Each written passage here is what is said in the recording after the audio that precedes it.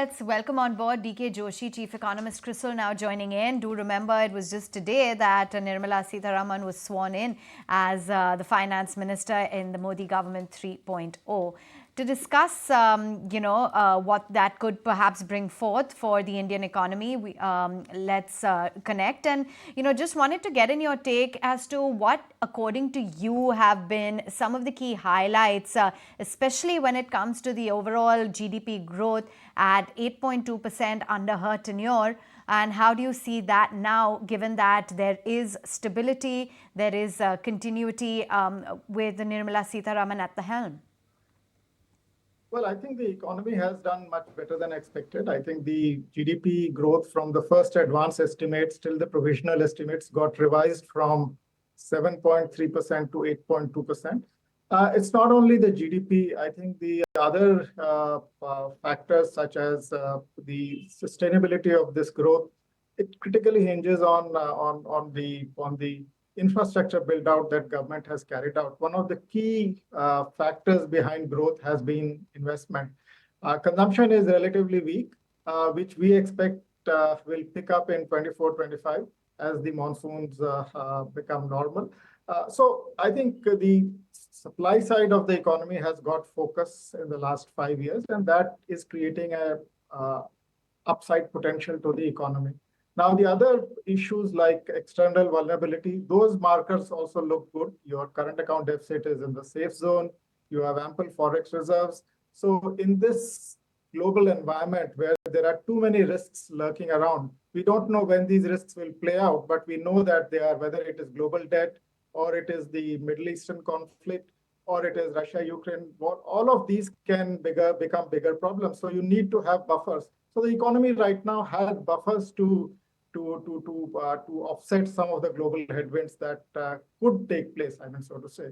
And I think from here, we do see economy slowing a bit because the central bank has been raising rates, and the purpose behind raising rates is to tame inflation.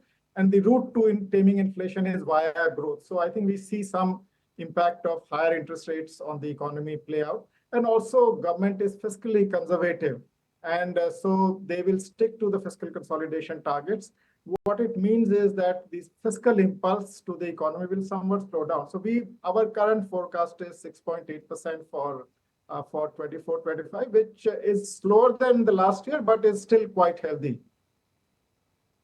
Expecting the fiscal consolidation path really to continue, but could there be a nature in the mix of the expenditure, capital versus revenue? Are you expecting some sort of shift there, more towards social spending versus public infra?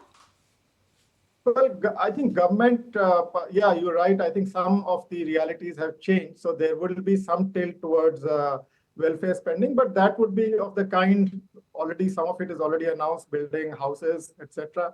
Already, I think the PM Kisan is there, free food is already there. So I think there'll be some mix, change in the mix, but that doesn't mean the deficit will go up, because there's also the other fiscal reality is that government has got $2.1 trillion as dividend. So that means that they can spend more, yet keep the deficit under check. So I believe that the extra or surprise dividend that they got will allow them to stick to the fiscal consolidation path, yet till they're spending a bit towards the rural economy. Sure, that is going to be the expectation with respect to the rural economy. But also, what is the outlook when it comes to job creation? Because that is something as well that we were just discussing. Unemployment has been a contentious point as well during the elections. Is that something that will be very closely looked at in terms of job creation?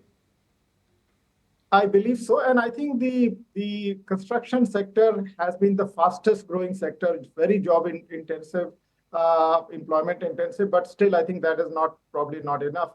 But what you see, the first scheme that government announced was on creation of building of houses, 30 million for urban and rural. And construction, again, as I said, is kind of labor intensive. So it will absorb some of the labor that is in the system. And I think agriculture picking up this year will also absorb some of the labor.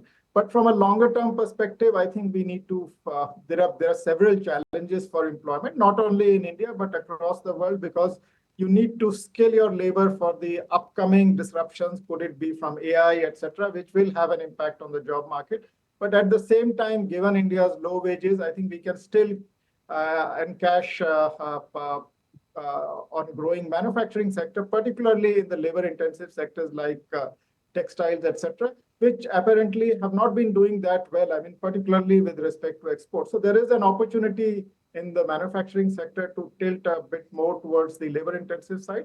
And services, anyway, I think many of them are labor-intensive, and there is an opportunity which we need to tap by skilling the people. Particularly, I think if you focus on hospitality or on the healthcare, nursing, etc., there are job opportunities for people not only within India but also many of them are going out. So I think there is going to be a tilt towards job creation. That's the sense I get. I mean. Yeah, so a tilt towards job creation, and the corollary to that would be that manufacturing sector might get a push, so all those PLI schemes might just continue or might get a fillip as well.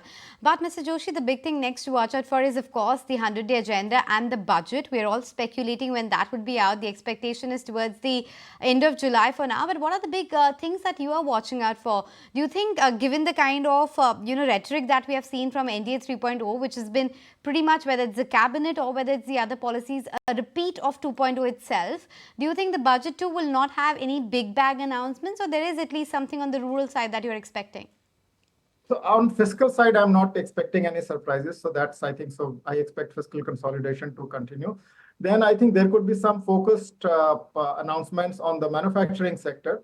And I think it could be more PLIs for some more segments, I think, where we need to push.